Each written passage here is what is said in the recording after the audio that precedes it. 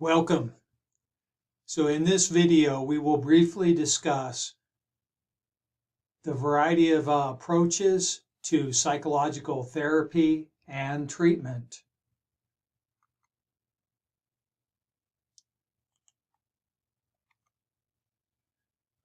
As we can see from this graph right here, you can see there's been a very gradual increase in the amount of people who received mental health treatment. But that's not it's not a very strong positive type angle or anything.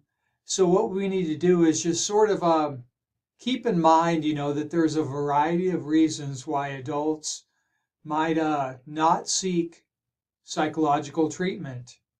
And I put some of those examples down below in red font here, like the stigma that one's culture might have to psychological treatment. And you see the second item is SES, which stands for socioeconomic status. So basically how much money one has, in what neighborhood one lives in, levels of education.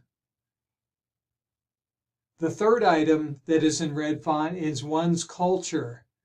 And according, one's culture, each, culture has might have a certain type of philosophy that tells individuals, well, this is okay to do, this is not okay to do. And the fourth item here in red font is support. So support from one's loved ones, one's family, one's peers, etc. So moving on, we can see here, this graph here shows that basically, about 1/3 to 1/2 of U.S. adolescents between ages 8 to 15 with mental disorders receive treatment. So about 1/3 to 1/2. And that's something that needs to be tended to. So let's go forward here. So when it comes to psychological treatment and everything, well, you can see, early in the evolution of psychology, like this painting right here, depicts a mental asylum. And its inhabitants, it portrays those with psychological disorders as being victims. And another painting right here, last century, shows this person ordering the removal of chains from patients at an asylum in Paris. So that can be quite concerning, that is inhumane treatment. And contemporary psychologists would probably all agree that this type of treatment does not help those with psychological disorders.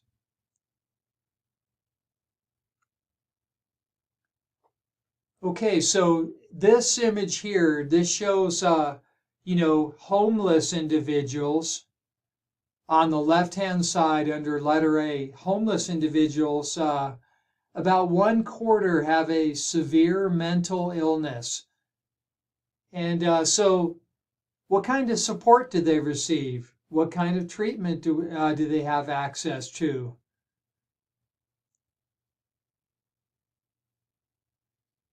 Okay, under letter B here, on the right-hand side here, we see correctional institutions also report a high number of individuals living with mental illness. So even, well, there's something to think about. So I said, here in red font, I said, do you have any thoughts?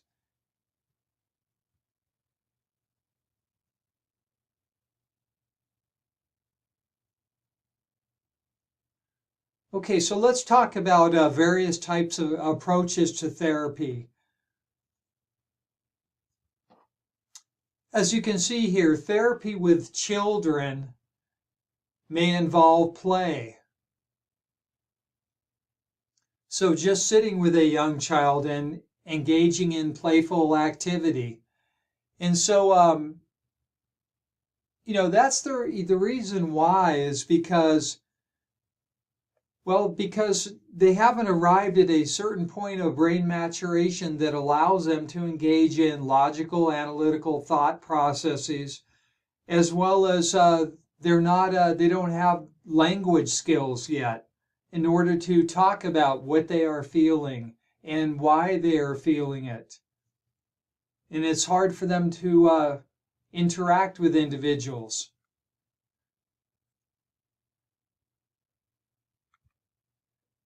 Okay, another approach to therapy was basically this person, a well-known person, his name was Sigmund Freud.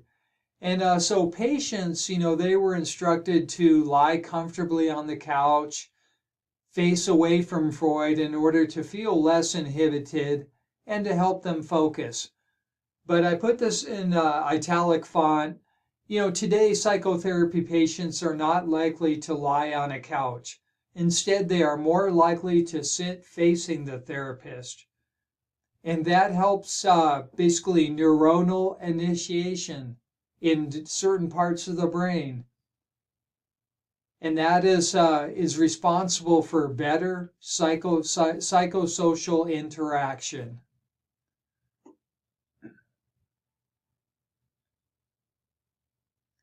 Okay, so we're going to revisit just a little bit about other types of play therapy.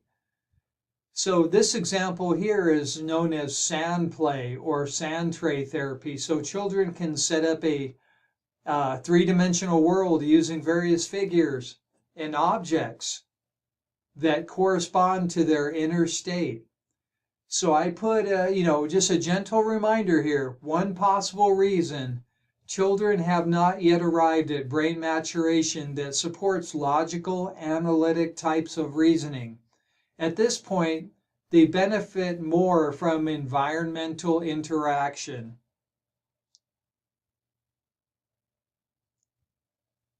Another type of therapy that we want to discuss is what's called exposure therapy. And that seeks to change their response to a conditioned stimulus. So a person might become conditioned to fear something like, as in this image here shows this person is afraid of rabbits. Okay, so the rabbit is the conditioned stimulus. And their fear of the rabbits is conditioned response. Okay, just below that you see, maybe, a type of therapy, basically kind of will have them experience an unconditioned stimulus, like maybe a nice plate of cookies and some milk and everything, and then combine that, just make the association between those cookies and the rabbit, and eventually, hopefully, to elicit an unconditioned response. And remember, when you see that term unconditioned, that just means naturally occurring.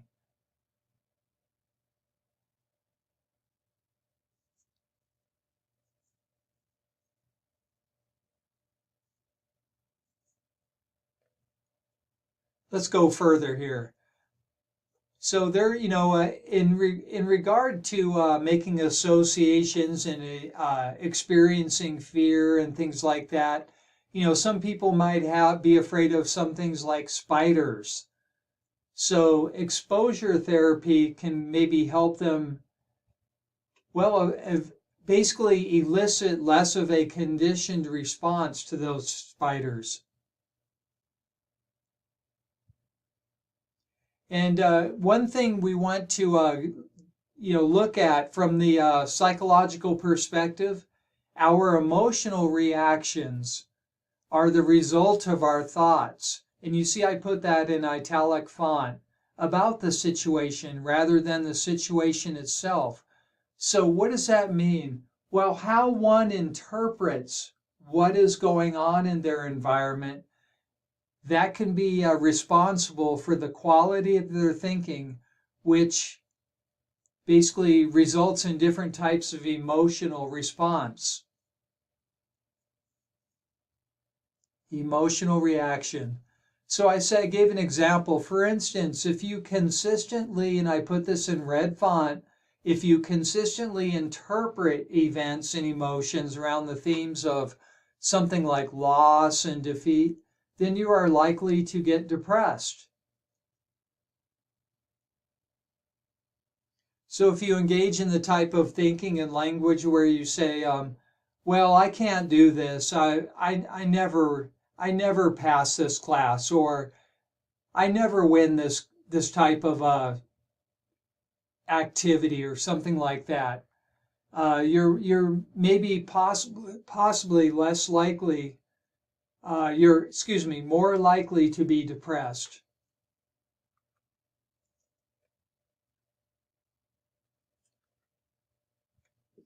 Okay, so we're going to switch gears here a little bit and just talk about various approaches to therapy.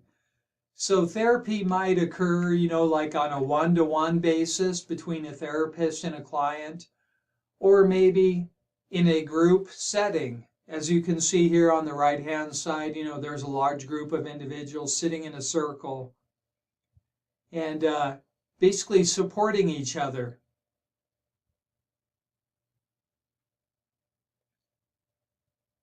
This is just an image of an individual therapy session. A client works one-on-one with a trained therapist. Okay, in group therapy, on the other hand, usually 5 to 10 people meet with a therapist to discuss a common issue. And so I gave some examples like divorce, grief, eating disorder, substance abuse, or anger management. Those are just a few examples.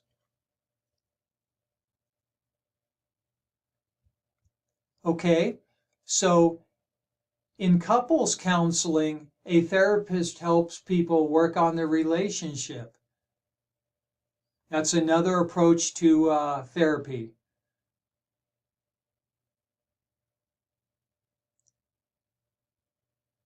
Okay, so let's talk about psychological disorders and maybe some of the things that are responsible for certain disorders, like maybe drug use. Okay, and you can see, on this graph, we don't have to analyze this, but if you'd like to analyze this, please pause the video and view at your own time. So things like drug abuse, substance abuse, things like that.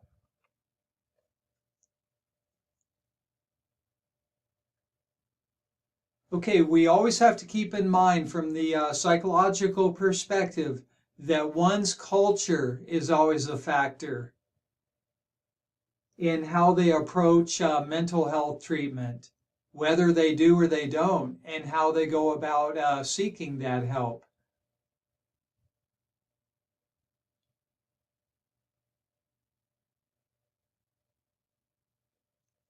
This concludes our video.